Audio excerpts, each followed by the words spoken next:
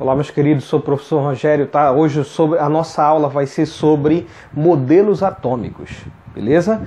Bem, na nossa aulinha de hoje a gente vai falar sobre as teorias que levaram até o modelo atômico mais remoto, antigo, tá? Que eram os modelos filosóficos, até hoje os modelos científicos, tá? A gente vai ver um pouco sobre a evolução desses modelos atômicos, tá? Primeiro, bora falar um pouquinho sobre os filósofos gregos. Alguns filósofos gregos eles tiveram uma grande contribuição dentro do estudo dos modelos atômicos, tá? Primeiro, surgiu uma preocupação com a matéria. Primeiro, bora dar uma lembradinha o que é matéria aqui. Matéria é tudo que tem massa e ocupa lugar no espaço. Ou seja, tudo que apresenta massa e possui volume. Beleza? O primeiro filósofo que eu quero destacar aqui é um carinha chamado Aristóteles, tá? Que viveu lá por volta do século IV a.C. Esse carinha chamado Aristóteles, ele pegou o embasamento de um outro filósofo chamado Empédocles, tá? Que viveu por volta do século V, e ele propôs a teoria dos 4 elementos. Pessoal, o que quer dizer essa teoria dos 4 elementos? Essa teoria dos 4 elementos, ele dizia o seguinte, que toda matéria, tudo aquilo que tem massa e ocupa lugar no espaço, era formada por 4 elementos. E esses 4 elementos eram a terra, água, fogo e o ar. Esses são os 4 elementos. Eles se combinavam entre si para poder formar tudo que era matéria, tá? O ar, nós, a terra, tudo que existia, as bactérias, tá? Desde os seres muito pequenos até os seres grandes, tá? Então aqui, de acordo com Aristóteles, tudo era formado por esses 4 elementos: terra, água, fogo e ar. Beleza. Aí, por volta do século III a.C., teve 2 outros filósofos que eu quero destacar para vocês. Um chamado Leucipo e outro chamado Demócrito. Esses 2 filósofos gregos, eles falaram o seguinte, que toda matéria era formada por átomos. E o que seriam, professor, esses átomos? Seriam pequenas partículas. Olha a característica, isso daqui é importante, eu até destaquei aqui para ti. Essas pequenas partículas seriam indivisíveis e invisíveis. Elas não poderiam, tá, ser divididas. Tá? Então, de acordo com esse carinha aqui, esses 2 carinhas, Leucipo e Demócrito, um átomo seria a menor parte da matéria. A menor parte da matéria. E hoje a gente sabe já que não é assim. Tá? Existem partículas muito menores que a matéria. Ei, mas calma lá. Isso por volta do muito século antes de Cristo. Tá? Então eles falaram que a matéria era formada por átomos, que eram pequenas partículas indivisíveis, que elas não poderiam ser divididas, e invisíveis. Tá? Elas não eram perceptíveis a olho nu. Tá? Galera, tranquilão até aqui. Agora a gente vai entrar sobre os modelos científicos. Pessoal, mas calma lá. Aristóteles, Leucipo e Demócrito não eram científicos? Não eram científicos. Eles eram filósofos. As concepções deles ficavam somente no campo das ideias, da filosofia. Tá? O primeiro modelo atômico científico é de um inglês chamado John Dalton, que propôs esse modelo atômico em 1808. Tá? O modelo atômico dele, tá? O átomo era como se fosse uma bola, uma bolinha, tanto que ficou conhecido como modelo bola de bilhar. Então, galera, falou de John Dalton, desse inglês aqui, primeiro modelo atômico científico. Por quê? Porque ele se baseava em experiências, em experimentos, para poder propor o modelo atômico dele. Tá? Então, esse camarada aqui, ele propôs alguns postulados, algumas leis, de algumas observações que ele percebeu conforme ele ia fazendo os experimentos dele. Tá? Ele pegou as ideias lá de Lavoisier, lei da conservação da massa, lei de Proust, lei das proporções definidas, para poder propor o modelo atômico dele. Tá? Então foi tudo com base científica. Então olha só, primeiro postulado, ele fala que o átomo ele é esférico, como se fosse uma bolinha, por isso o modelo bola de bilhar. O átomo é esférico, maciço, porque ele tem massa. Opa, eu até destaquei aqui para ti, olha. Óbvio, te liga, não vacila. O átomo dele também seria indivisível, tá? Pegou as ideiazinhas aqui do Leucipo e Demócrito, tá? O átomo era indivisível, não poderia ser dividido, ou seja, dentro do átomo não existia partícula menor que ele. E o átomo seria indestrutível. Tranquilão até aqui? Beleza? Outro postulado de Dalton: os átomos de elementos químicos iguais possuiriam massas e propriedades iguais. É lógico, se é de um mesmo elemento químico, lógico que os átomos vão apresentar massas e propriedades iguais. Agora, se forem de elementos químicos diferentes, eles vão ter massas e propriedades diferentes. Isso é lógico, galera. Um outro postulado de Dalton, para o modelo atômico dele, fala o seguinte, que essa é importante, tá? Não vacila nessa daqui, beleza? Então, os átomos podem se combinar entre si para formar compostos químicos, átomos compostos. Galera, no período em que Dalton viveu, ele não sabia o que era molécula. A palavra molécula só veio surgir muito depois com um carinha chamado Amedeo Avogadro, tá? Então Dalton chamava para molécula, ele chamava de átomo composto, tá? Os átomos simples, por exemplo, eu coloquei um exemplo para ti aqui, ó. Hidrogênio, Dalton representava assim, olha, um círculo com um pontinho no meio. Esse era o símbolo do hidrogênio que Dalton representava. O oxigênio, ele representava apenas por um círculo vazio. Então, ele chamava esses daqui, olha, de átomos simples. Os átomos simples se combinariam entre si para poder formar um átomo composto. Olha só, ele chamou de átomo composto de água. Então essa era a explicação de John Dalton. Os átomos simples iam se combinar, se rearranjar para poder formar átomos compostos. Beleza pura? Tranquilo aqui até aqui, galera? Beleza. Agora bora falar sobre um outro carinha chamado Joseph John Thomson.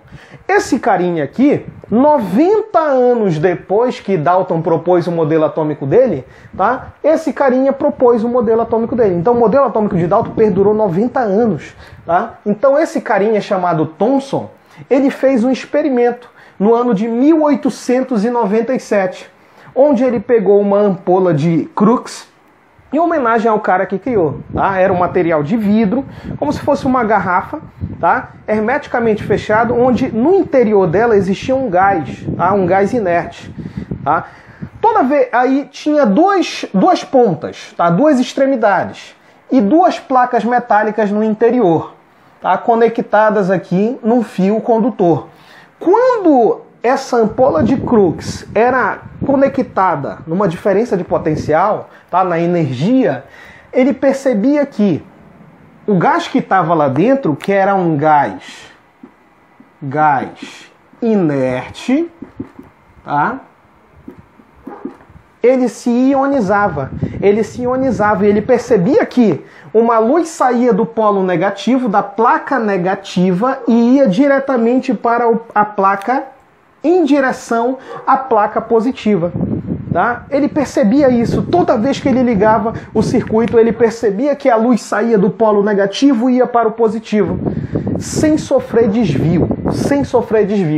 Então, olha só. Aí, quando ele tirava do circuito, a luz sumia. Quando ele colocava na diferença de potencial, a luz surgia.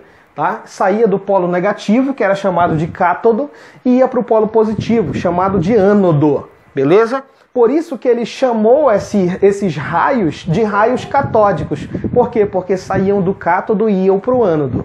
Beleza? Aí mais lá na frente, a esses raios catódicos ele chamou de elétrons. Pessoal, mas por quê? Tá? Então olha só, galera. Aí tá, ele foi fazer novamente esse experimento, onde ele eletrizou duas placas metálicas, uma positivamente e outra negativamente. Quando ele aproximou as duas placas metálicas da ampola de Crookes, uma positivamente e outra carregada negativamente, ele percebeu que esse feixe de luz que saía do cátodo, ele sofria um desvio. Ele não passava mais de forma retilínea, ele sofria um desvio para o lado da placa positiva. Aí ele pensou, de acordo com a física clássica, os opostos se atraem. Beleza, bem, se a luz está sofrendo um desvio para o lado da placa positiva, quer dizer que a luz só pode conter partículas de carga elétrica, o quê? Negativa. Isso. Então a observação dele foi a seguinte, que essa luz que saía do cátodo e ia para o ânodo e sofria um desvio para o lado da placa positiva, continha partículas de carga elétrica negativa.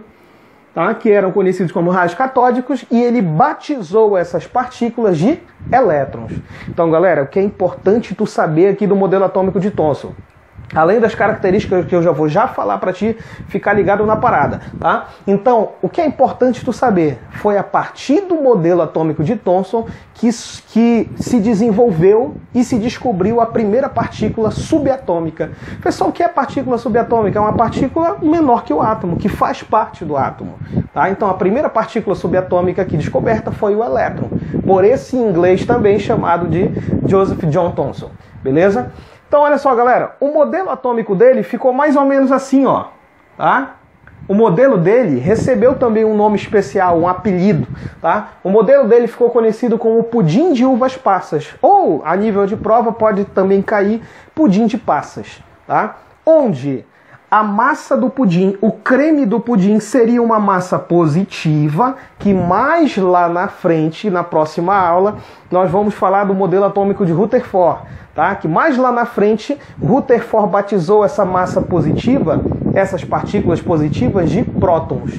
Mas até então, Thomson não sabia da existência de prótons, beleza? Então ele chamava de massa positiva. E os elétrons, que eram negativos, ficariam incrustados nessa massa do pudim, entre aspas, tá? Nessa massa positiva, causando o quê? A estabilidade do átomo, beleza? Então, galera, o modelo dele teve alguns postulados, algumas leis também. Qual é, professor? Primeiro, o átomo dele era esférico também, igual o de Dalton, tá? A gente vai diferenciar aqui, ó. O átomo dele, já até destaquei aqui para ti, olha, ele é não maciço, a massa era muito pequena, que era considerada desprezível, diferente de Dalton, que o modelo atômico de Dalton era o quê? Maciço, possuía massa, tá? Outra característica aqui, galera, o átomo dele passou a ser o quê? Divisível. Divisível porque ele descobriu os elétrons. Essa partícula subatômica. Beleza? Então a diferença já está aqui entre o modelo atômico dele e o modelo de Dalton. O de Dalton era maciço, o dele não maciço. O átomo de Dalton era indivisível e o modelo atômico dele era o quê? Divisível. Beleza? Outra característica, a densidade do átomo era uniforme, era a mesma, tá? A densidade uniforme. Tá, em termos relativos de massa. O átomo, outra característica importantíssima, galera, o átomo não poderia ser transpassado por radiações, jamais, em hipótese alguma. Para Thomson, tá? O átomo não poderia ser transpassado, não poderia ser atravessado por uma radiação, seja ela de qualquer origem que for, tá? Então, galera, outra característica aqui que eu vou notar para tu aqui, para te ficar ligado na parada, no babado fortíssimo. Então, te liga só, galera. O átomo dele, tá? As partículas positivas anulariam as partículas negativas, que eram os elétrons, tá? Então, o átomo dele era considerado como um átomo neutro. Um átomo neutro, beleza? Por quê? Haveria a anulação das cargas elétricas, positivas e negativas. Galera, tranquilo, deu para te entender? Espero que tu tenha entendido. Na nossa próxima aula, eu vou falar para vocês sobre o modelo atômico de Rutherford, tá? O modelo atômico de Bohr, modelo atômico de Summerfield, beleza? Até a gente chegar lá no modelo atômico atual, que é o modelo da mecânica quântica. Espero que vocês tenham compreendido a aula. Eu vou dar um tempo, tu vai tirar um print aí do quadro e qualquer dúvida, tamo junto na parada. Vou dar um tempo para tirar um print.